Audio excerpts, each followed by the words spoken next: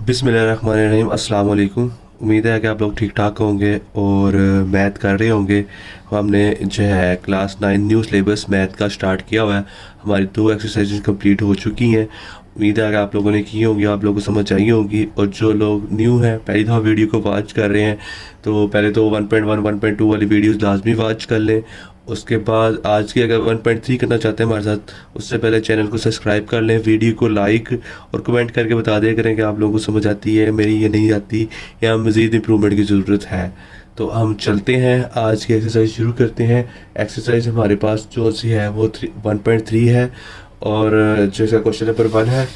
Lecture number हमारे पास 6 है। The sum of the 3 consecutive integer is 42 and find the integers, 3 integers.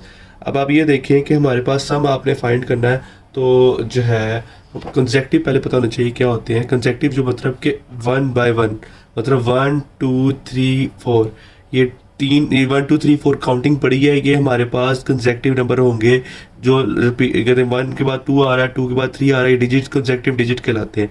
ठीक है। और इंटीजर्स का भी आपको पता है, जेड से रोटेट करते हैं। पॉजिटिव इंटीजर भी होते हैं, नेगेटिव इंटीजर भी होते हैं, लेकिन यहाँ पे हम सिर्फ पॉजिटिव इंटीजर कंसीडर करेंगे और जो है अपने नंबर फाइंड करेंगे। तो हमारे पास सबसे पहला जो है वो है सॉल्यूशन। हम लेट कर लेते हैं टीचर्स को x, x plus 1, x plus 2। तो ये हमारे पास 3 इंटीजर्स हैं। इन 3 इंटीजर्स को लेकर हमने आगे सॉल्व आउट करना है। तो किस तरह सॉल्व आउट करेंगे हम 3 इंटीजर्स को लेकर? इसको सम उसने कहा है कि इन तीनों का सम, ये हमने लेट किया है कि x प्लस x प्लस 1 और x प्लस 2 हमारे पास जो है ये 3 इंटीजर आ गए। अब इनका सम वो कह रहा है कि अगर हम इन तीनों को प्लस करते हैं और इन तीनों को प्लस किया जाए तो वो 42 के इक्वल है। हमने ये इंटीजर्स फाइंड करने हैं, तीनों हैं कौन कौन से इंटीजर, इसको ऐड करते हैं। x प्लस x, ये हमारे पास हो जाएगा 3x, और 1 प्लस 2 हमारे पास कितना हो जाएगा 3, तो ये हो जाएगा 42। ये आ जाएगा हमारे पास 3x plus 3 is equal to 42। तो अब हम आगे सॉल्व करेंगे, तो सॉल्व करने के बाद देखेंगे क्या होता है। 42 प्लस 3 इधर आके -3 हो जाएगा। 3x इज इक्वल टू हमारे पास ये क्या आ जाएगा 39, और x इज इक्वल टू आ जाएगा 39/3। x इज इक्वल टू क्या आ जाएगा हमारे पास 39/3। तो x इज इक्वल टू हमारे पास 13 आ जाएगा। ये हमारे पास फर्स्ट इंटीजर फाइंड हो चुका हुआ है। अब हमने बाकी 2 इंटीजर फाइंड करने हैं, तो वो किस तरह फाइंड करेंगे। x इज इक्वल टू 13 हो गया, और हमारे पास x plus 1 is equal to क्या हो जाएगा 13 प्लस 1 इज इक्वल टू 14 आ गया। और तीसरा इंटीजर हमारे पास होगा x plus 2 is equal to 13 plus 2 is equal to 15। तो ये हमारे पास 3 इंटीजर आ जाएंगे, 13, 14, 15।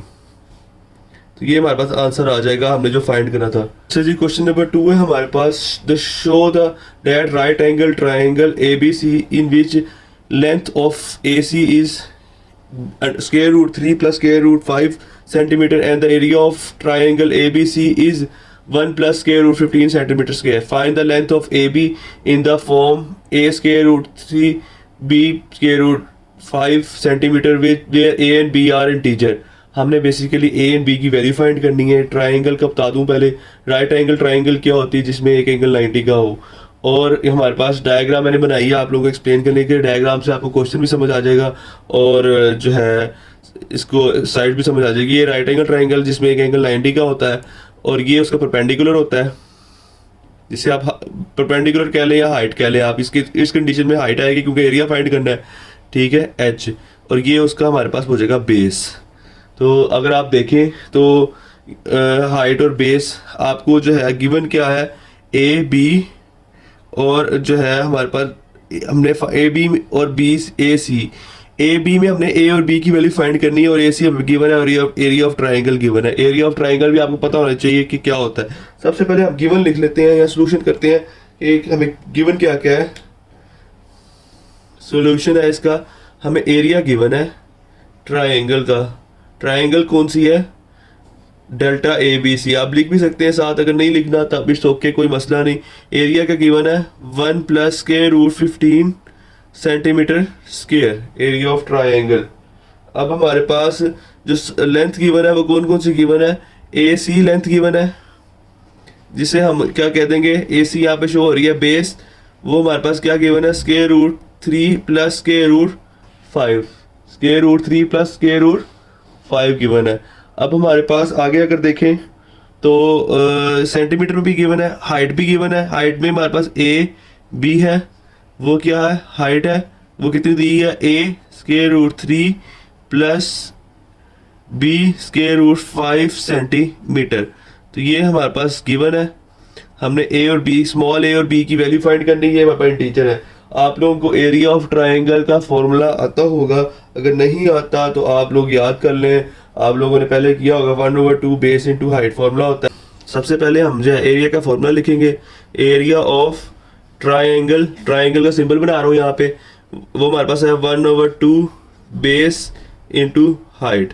इनकी वैल्यूज लिखेंगे, एरिया ऑफ ट्रायंगल की वैल्यू है 1 plus square root 15 is equal to 1/2, और बेस की वैल्यू दे दी थी आपको square root 3 plus square root 5, और हाइट की वैल्यू आपको दे दी थी A square root 3 plus square root B square root 5।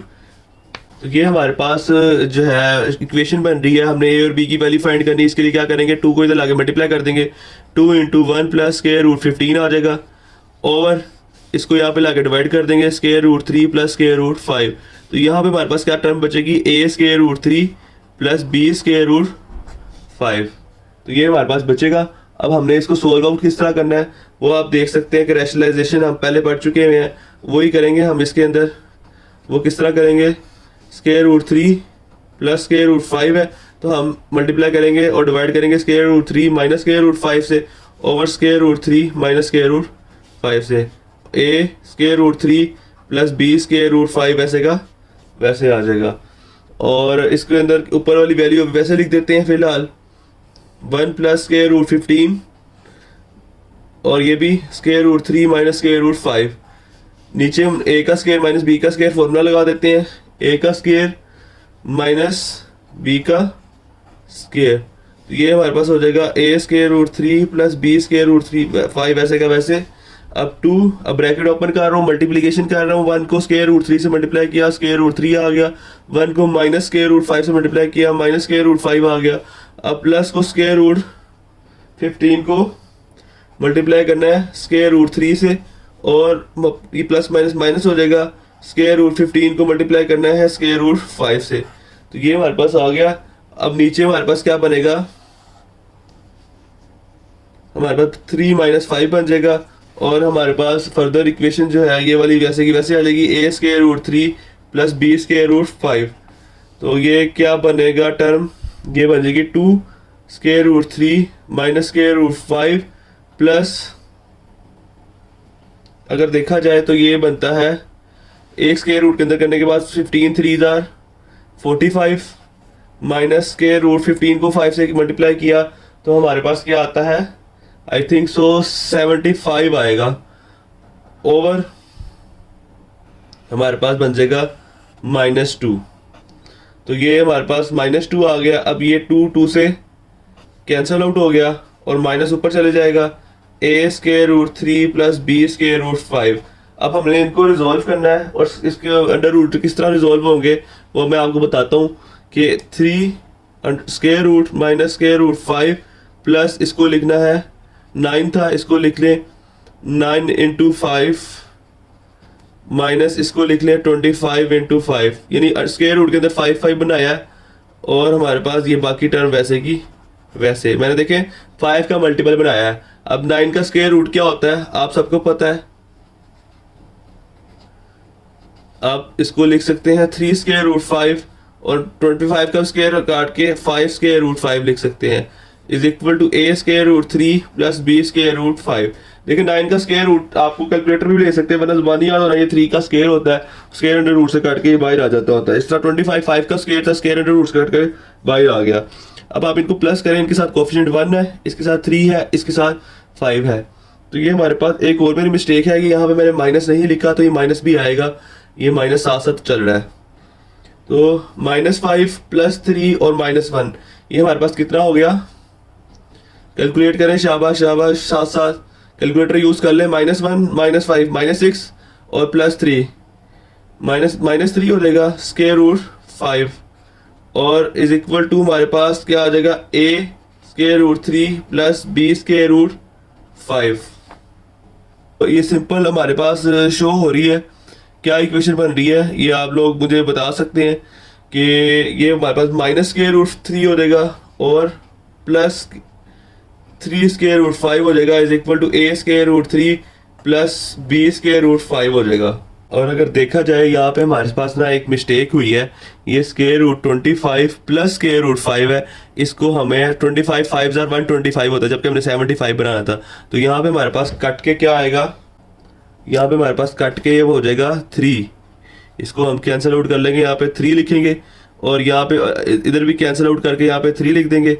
अब ये वाला अंडर रूट इसके साथ रिजोल्व होगा और ये वाला आपस में रिजोल्व होगा, तो ये हमारे पास हो जाएगा -4, ये हमारे पास हो जाएगा, ये +2 हो जाएगा कैंसिल होके और ये हो जाएगा -4, इस साथ साथ आप -5 और +1 -4 हो जाएगा। तो यहाँ पे आ जाएगा हमारे पास माइनस क्या हो जाएगा +4 और यहाँ पे आ जाएगा माइनस प्लस हमारे पास क्या हो जाएगा -2। तो ये आपने मिस्टेक जो है ना वो रिजोल्व कर लेनी है।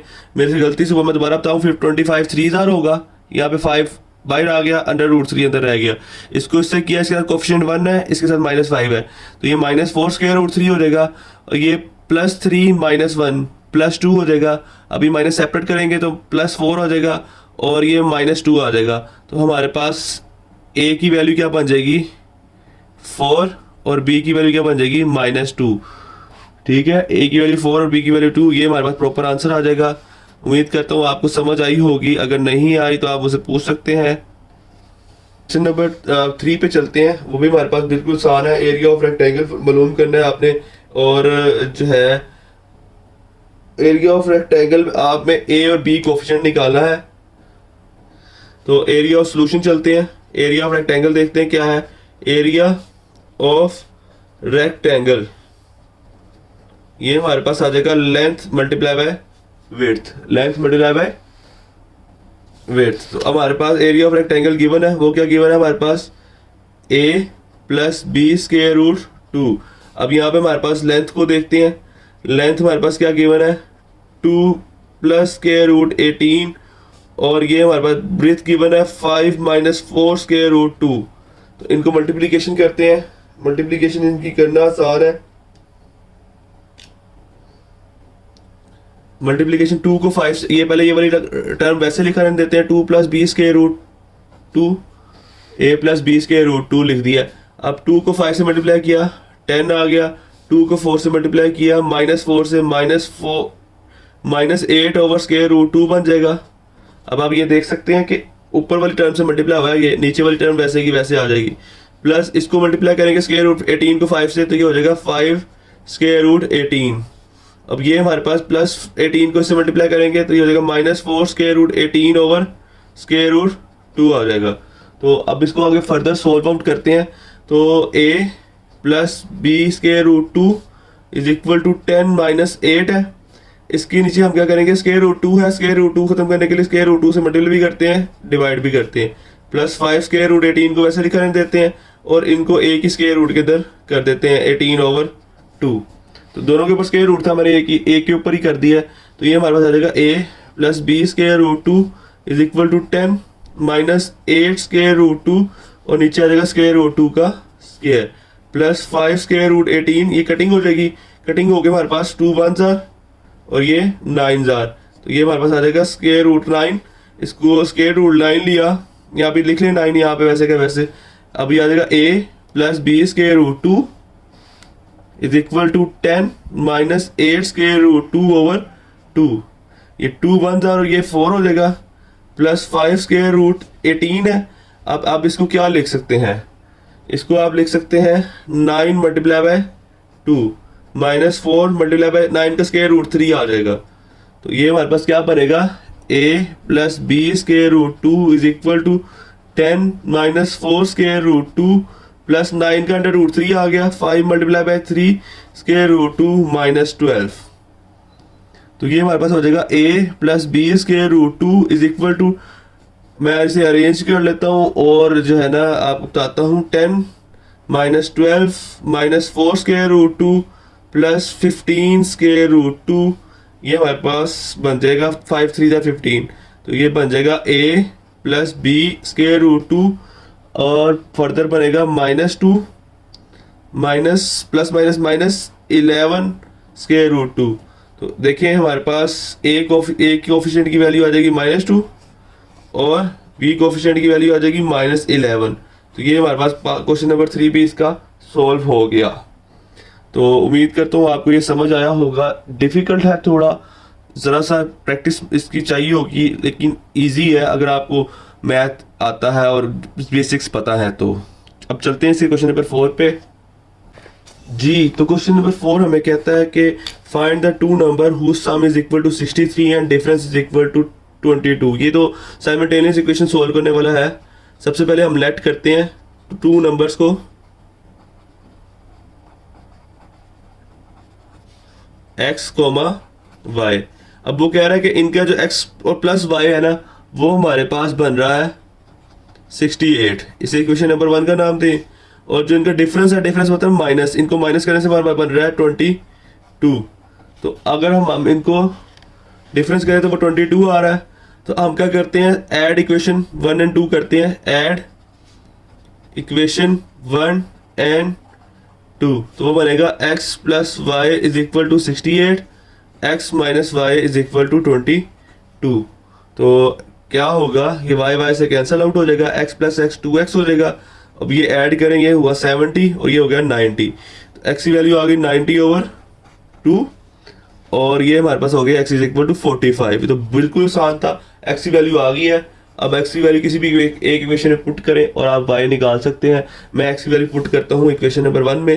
Put value of x in equation 1, तो हमारे पास कैसे होगा, और x plus y is equal to 68। तो x इज इक्वल टू हमारे पास क्या आ जाएगा, x की वैल्यू 45 थी, 45 plus y is equal to 68। तो y is equal to 68 minus 45। अब आप लोग इसका आंसर निकाल सकते हैं। 8 में से 5 के बाकी रह गए 3, 6 में से 4 के बाकी रह गए 2। तो ये x के y 2 हमारे पास जो है वैल्यूज आ गई। एक की 45 आई, एक की 23 आई। अब हम चलते हैं क्वेश्चन नंबर 5 पे। वो इजी है, आपको समझ आएगा। जो weather in Lahore is usually warm, कि गर्म रहता है ड्यूरिंग द समर ऑफ 2024। ठीक है। The TV news reported temperature in 48 degree Celsius. और अगर आपको फॉरेनहाइट फॉर्मूला गिवन हो जाए तो आप फॉर्मूला फॉरेनहाइट में से कन्वर्ट कर सकते हैं इजीली। फॉरेनहाइट में F is equal to 9/5 C plus 32। Find the temperature in Fahrenheit. ठीक है, तो इसको चलते हैं स्टेटमेंट वाले क्वेश्चंस। ये ज़रा से आज हम कर रहे हैं सॉल्व। तो अगर हम देखें इसको, तो हमें गिवन कितना है, टेम्परेचर सेल्सियस में गिवन है 48 डिग्री सेल्सियस और फ़ारेनहाइट का फॉर्मूला गिवन है 9/5 C प्लस 32 है। तीसरा होगा F is equal to 9 multiply by 48/5 plus 32। तो आप इसको मल्टीप्लाई करो 9 को 48 से और डिवाइड बाय 5 करो, तो जो है ना आपके पास आंसर आ जाएगा। पहले 9 को 48 से मल्टीप्लाई करते हैं तो क्या आता है, 9 8 72, इधर 7 इधर कैरी। तो हमारे पास 9 को 48 से मल्टीप्लाई करें, क्या आ रहा है 432। और इसको 5 पे डिवाइड करते हैं और फिर हम इसे 32 में प्लस करेंगे। 5 में डिवाइड करेंगे तो क्या आता है हमारे पास 86.4। तो इसमें प्लस करेंगे 32, तो हमारे पास जो है फ़ारेनहाइट में टेम्परेचर आ जाएगा 8.4 तो ये हमारे पास 118.4 टेम्परेचर आ जाएगा। फ़ारेनहाइट में हमारे पास ये अवेलेबल होगा टेम्परेचर। और आपको उम्मीद करता हूँ ये समझ आई होगी और इजी था, इसमें मेरे ख्याल से कोई डिफिकल्टी नहीं थी। क्वेश्चन नंबर 6 है हमारे पास। The sum of the age of the father and the son is 72। 6 years ago the father age is 2 times the age of the son, but was the son's age 6 years ago। वो कह रहे हैं कि father और सन की as अगर जमा की जाए तो वो 72 बनता है अगर देखा जाए 6 साल पहले जो फादर की एज है वो दुगनी है, ट्वाइस है, 2 टाइम है सन की जो है एज से। तो हमने सोल्यूशन करते हैं start. Let the father age जो है वो एक्स है, हमने मालूम करनी है बेटे की एज 6 साल पहले कितनी थी, और हम जो है ना सन की जो एज है ना वो लेट कर लेते हैं वाई। अगर हम देखते हैं कि 6 ईयर अगो तो फादर एज कितनी बनेगी, वो बन जाएगी x-6। और जो है सन एज कितनी बनेगी, वो बन जाएगी y-6। अब हम इस क्वेश्चन बनाते हैं। पहली तो इक्वेशन क्या है कि इनका जो सम है वो 72 है, इसे इक्वेशन नंबर 1 का नाम दे देते हैं। दूसरे वो कह रहा है कि हमारे पास अगर फादर की 6 साल पहले देखी जाए तो वो ट्वाइस है किसकी, बेटे की एज से। तो इसको हम रिजोल्व आउट कर लेते हैं। रिजोल्व आउट करना बड़ा आसान है, आपको आता होगा। 2y-12 एक्स वाली और वाई वाली एक तरफ कर दें। x-2y is equal to -12 + 6, x-2y is equal to -6 आ जाएगा। तो ये हमारे पास इक्वेशन नंबर 2 हो गई। अब हमने दोनों क्वेश्चन को साइमल्टेनियसली सॉल्व करना है। लास्ट पार्ट में भी सॉल्व किया था, तो किस तरह करेंगे, दोनों इक्वेशनों को सब्ट्रैक्ट कर देंगे बोथ इक्वेशन, या फिर इसे इस तरह लिख सकते हैं सब्ट्रैक्ट 2 from 1, या इक्वेशन नंबर 2 and 1 कैसे करेंगे। हम आप लिखते हैं equation number 1 x + y is equal to 72, और फिर लिखते हैं x-2y इज इक्वल टू -6। अब मैंने सब्ट्रैक्ट क्यों किया है, इसीलिए ताकि x की साइन चेंज हो जाए और x कैंसिल आउट हो जाए, और यहाँ से साइन चेंज हो जाए, ये हमारे पास क्या हो जाएगा, इसके भी साइन चेंज हो जाएंगे, तो हमारे पास हो जाएगा 3y इज इक्वल टू, ये साइन चेंज हो गया तो ये 78 आ जाएगा। अब y इज इक्वल टू आ जाएगा 78/3।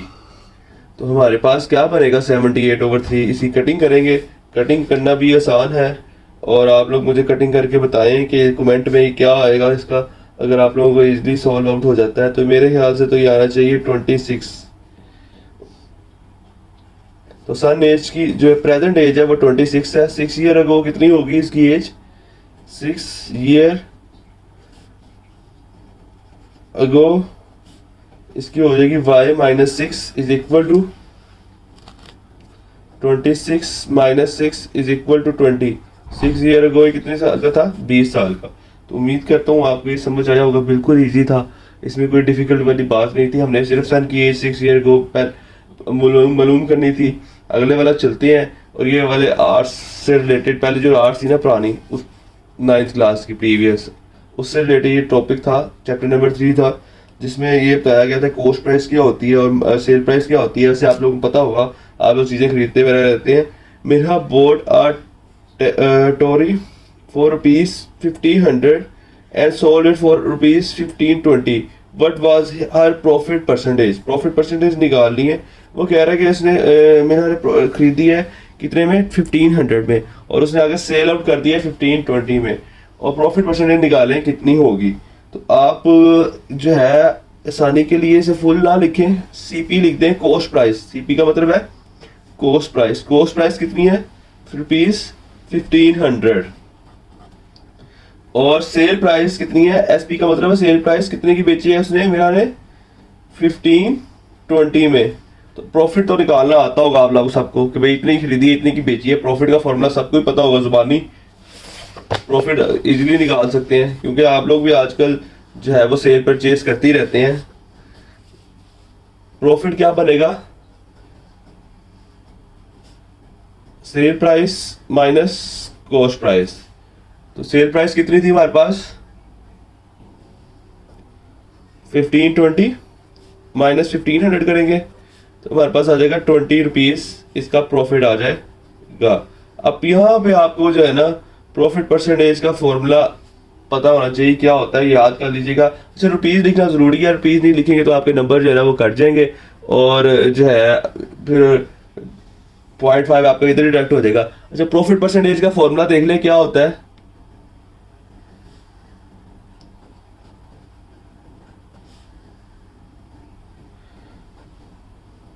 ये प्रॉफिट परसेंटेज का फॉर्मूला होता है हमारे पास, profit over cost price multiply by 100। तो ये हमारे पास क्या बनेगा, प्रॉफिट कितना निकला है 20 रुपीज़, ओवर कॉस्ट प्राइस कितनी है 1500 मल्टीप्लाई बाय 100। तो ये हमारे पास कितने % प्रॉफिट आ जाएगा अगर आप लोग कैलकुलेट करके देखें। ये 2020 से कट के हमारे पास बचा 15 ओवर 20 ओवर 15, 20 ओवर 15। तो आप इसकी कटिंग भी कर लें तो वो 4 ओवर 3 होता है, और पॉइंट में लिख लें। परसेंटेज लगानी है, प्रॉफिट परसेंटेज है तो परसेंटेज भी शो करनी है यहाँ पे। तो परसेंटेज में कितना बनेगा ये 1.33% आप कैलकुलेट कर सकते हैं। तो ये हमारे पास इसका आंसर आएगा, मैंने यहाँ ऊपर सेपरेट करके लिख दिया है। पर 8 है 1.3 का, the annual income of Tayyab is 9,60,000 while the exempted amount is 1,30,000, but how much tax would be paid at the rate of 0.75%। वो कह रहा है कि एनुअल सालाना तैयब जो है ना कमाता है 9,60,000 रुपये, और उसमें से अगर पैसे निकाल दें 1,30,000 रुपये में, बकाया उसमें उसने रकम पे उसने टैक्स देना है, तो वो किस तरह टैक्स देगा, कितना टैक्स देगा, ये आप लोगों ने बताना है। और जो है इस टैक्स की परसेंटेज क्या है 0.75%। तो इसके सोल्यूशन पे चलते हैं। सोल्यूशन हमें कहता है कि लेट अमाउंट कितनी है, या इनकम, आप इनकम भी लिख सकते हैं इधर, वो है ₹9,60,000। तो इस पे एग्जेम्प्टेड अमाउंट कितनी है, यानी निकालना कितना है,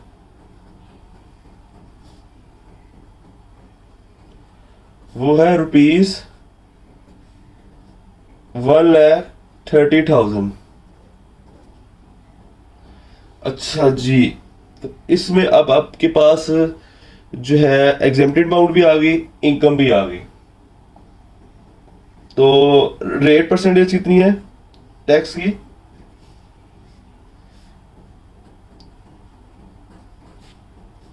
%0.75%। सबसे पहले टैक्सेबल इनकम निकाल लेते हैं जिसपे टैक्स देना है, टैक्सेबल इनकम। अब वो कितनी निकलेगी, वो हमारे पास निकलेगी 9,60,000 माइनस 1,30,000। तो अगर आप 9 लाख में से 60,000 माइनस करें तो ये निकलता है 8,30,000 रुपीज। ये हमारा टैक्सेबल इनकम है, इस पे निकालना है। अब टैक्स किस तरह निकालना है, इस पे टैक्स ऑन इनकम, वो हमारे पास किस तरह होगा कि अमाउंट कितनी है 8,30,000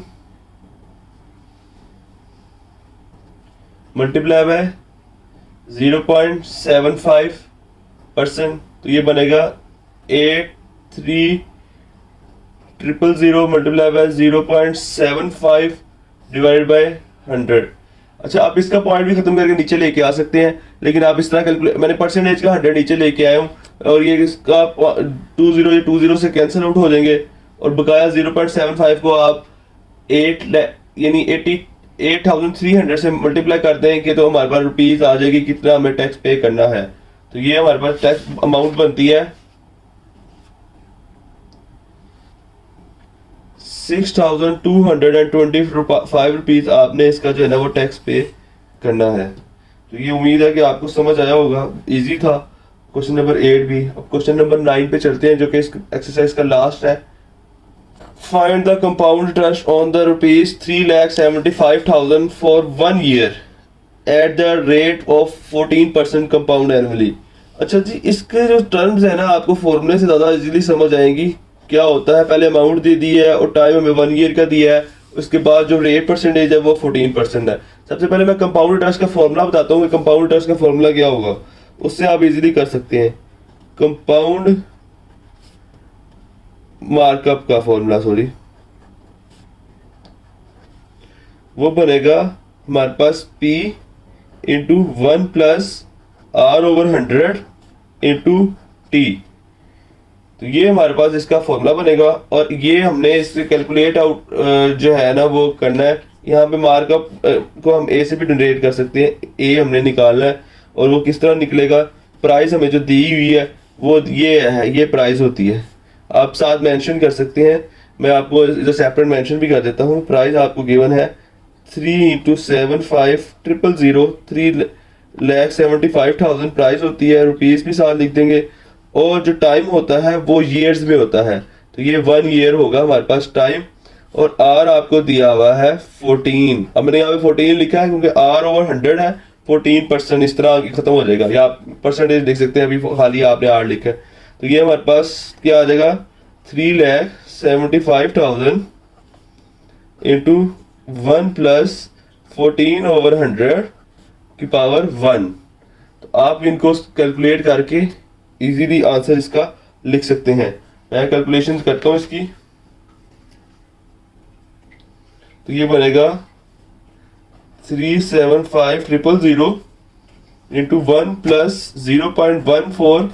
इसको हमने क्या किया, a is equal to 375,000 into 1.14 और साथ इसको इससे मल्टीप्लाई कर देंगे। तो ये हमारे पास आंसर इसका आ जाएगा 4,27,500 रुपीज आ जाएगी।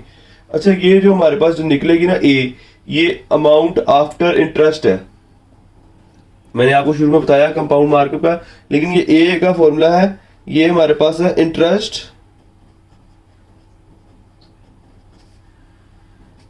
ये हमारे पास इंटरेस्ट के बाद जो अमाउंट है ना वो है अमाउंट आफ्टर इंटरेस्ट। अगर आपने कंपाउंड निकाला है ना मार्कअप, कंपाउंड मार्कअप में सीपी से शो कर रहा हूं, तो उसके लिए फॉर्मूला होगा हमारे पास जो आपका इंटरेस्ट निकला है, ठीक है, 4,27,500, ये इंटरेस्ट के बाद अमाउंट है, क्योंकि आपकी जो अमाउंट थी वो थी तकरीबन 3,74,000। तो इंटरेस्ट डाल के आपकी अमाउंट बनी है 4,27,500, ठीक है। तो ये हमारे पास इसमें से अगर हम वो निकाल देंगे टोटल अमाउंट जो हमारी है 375,000, तो ये हमारे पास आंसर आ जाएगा इसका कंपाउंड सीपी का क्या आंसर आएगा 52,500 रुपीज इसका आंसर आ जाएगा। ये हमारे पास कंपाउंड जो है वो आपका मार्कअप होगा, मैंने इसको पी लिख दिया, ये मार्कअप होगा आपका कंपाउंड, ठीक है। तो आप लोगों को समझ आ गया होगा, इसका इजी था। 1.3 भी हमारी इस तरह खत्म हो गई है, इसके 9 पार्ट्स हमने किए हैं और इजी से आप इसकी प्रैक्टिस करें। चैनल को सब्सक्राइब, लाइक और भी दोस्तों के साथ वीडियो लाजमी शेयर कीजिएगा।